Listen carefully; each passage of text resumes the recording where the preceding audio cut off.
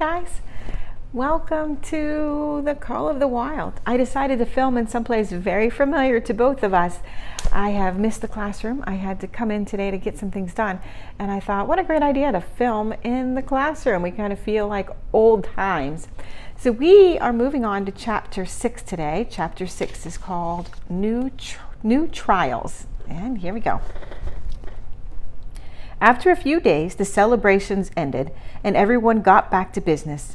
Official orders came, calling Francois and Perrault to new places as they had to leave their team. Francois called Buck to him, threw his arms around him, and cried over him. That was the last time Buck saw Francois and Perrault. Like other men, they passed out of Buck's life for good. A Scottish man took charge of Buck and his teammates, and along with a dozen other dog teams, he started back over the trail to Dawson.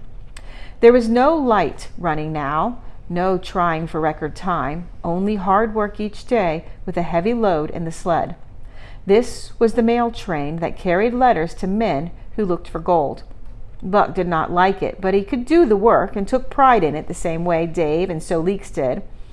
And Buck made sure that his teammates, whether or not they took pride in it, did their fair share of work. It was a boring life, and one day was very much like another. At a certain time each morning, the cooks woke up, built the fires, and cooked breakfast. Then, while some men packed up camp, others harnessed the dogs, and they were on their way an hour or so before dawn. At night, they made camp again. Some men made fires, others cut firewood, and still others carried water or ice to the cooks. Also, the dogs were fed. To the dogs, this was the most interesting part of the day. But it was also good to loaf around after the fish was eaten for an hour or so with the other dogs. There were dozens of them. There were fierce fighters among them, but after 3 fights with the fiercest dogs, Buck became an unbeatable fighter. When he bristled and showed his teeth, all the dogs got out of his way. Perhaps best of all, Buck loved to lie near the fire, hind legs crouched under him, forelegs stretched out in front, head raised and eyes blinking dreamily at the flames. Sometimes he thought of Judge Miller's big house in the sunny Santa Clara Valley, and of the cement swimming tank, and Isabel the Mexican hairless, and Toots the Japanese pug.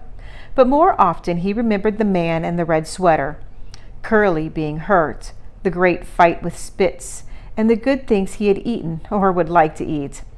He was not homesick. The South was far away, and the memories of it did not affect him. More important were the instincts he felt. They made things he had never seen seem familiar. It was a hard trip, with all the mail in the sled, and the work wore the dogs down. They were weak when they arrived in Dawson, and should have had at least a week or 10 days to rest. But after only 2 days, they started down the Yukon River loaded with letters again. The dogs were tired, the drivers grumbling, and to make things worse, it snowed every day. This made the trail soft so the sled could not slide easily, which meant even heavier pulling for the dogs. Although it was hard, the drivers were fair through it all, and they did their best for the animals. Each night the dogs were looked after first. They ate before the drivers ate, and no man set up his sleeping bag until he had looked after the feet of all the dogs he drove. Still, their strength went down. Since the beginning of winter, they had traveled 1,800 miles, dragging sleds the whole difference, and 1,800 miles will wear down even the toughest dogs. Buck kept at it, keeping his teammates up to their work and working together, even though he was also very tired. Billy cried and whimpered in his sleep each night. Joe was meaner than ever, and Solix was unapproachable from any side. But all the dogs in the team, it was Dave who suffered most. Something had gone wrong with him. He became more unhappy and angry, and as soon as camp was set up, he would dig his sleeping hole where the driver fed him. Once out of the harness and lying down, he did not get up again until the harness time in the morning. Sometimes in the harness, when he pulled hard, he would cry out in pain. The driver examined him, but couldn't find anything wrong. By the time they had reached Cassiar Bar, Dave was so weak that he was falling down in the harness. The Scottish driver stopped the dogs and took Dave out of the team. He wanted to rest Dave and let him run free behind the sled. Sick as he was, Dave did not like being taken out. He grunted and growled while the harness was taken off, and he whimpered sadly when he saw Solix in the position he had held for so long. Dave felt proud of his work, and even though he was sick, he could not stand to see another dog do his work.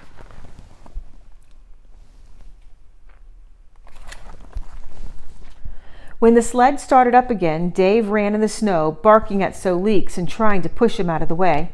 The driver tried to make Dave stay away from the harness, but he could not, and this made him sad. He could see how much Dave wanted to be on the team. Dave refused to run quietly on the trail behind the sled, where the going was easy. He continued to run next to the sled in the soft snow, where it was more difficult to run, until he was exhausted. And then he lay down and rested while the other sleds passed by. With the last of his strength, he managed to catch up to the sleds where they had made a rest stop, and he walked past the other sleds until he found his own. And then he stood next to Solix. The driver was away for a few moments, getting a light for his pipe from the man behind them. And then he came back to the sled and started the dogs. They ran out onto the trail easily, turned their heads, and stopped in surprise. The driver was surprised too. The sled had not moved. He called to the other drivers over to see what happened. Dave had bitten through the harness that connected Solix to the other dogs and to the sled, and he was standing right in front of the sled. He pleaded with his eyes to stay there. The driver didn't know what to do. The other drivers talked about how it could make a dog sad to be taken away from the work that he loved. And they talked about the other dogs had done similar things. They decided that even though Dave was sick and injured, they should let him do the work if he wanted to. So they harnessed him in again and he pulled as if he did before. But more than once he cried out in pain as he worked. Several times he fell down while they ran. He held out until they set up their camp that night, where the driver made a place for him by the fire. In the morning he was too weak to travel, and the driver had to leave him behind to rest and get better. The last time his teammates saw him, he was lying in the snow, watching them leave on the trail. They could hear him howling sadly until they passed out of sight behind some trees by the river. Oh, this chapter gets me. So they've been working hard, really hard, and it's just been too much for Dave, and he's become sick and injured, and he can't go on anymore. He wants to go on, and he's fighting, and he's so upset that Solix was in his place, and so he got so mad that he bit through the harness and was standing in the place that he normally stands, where Solix was kind of filling in. And then so they decided to put him back on the trail, put him back in the harness, and he rode one more time, and after the last time he was just too injured and weak, and the team had to leave him behind to kind of fend for himself. It makes me just so sad. Whew. All right, I hope you have a great rest of your day. I will see you next time.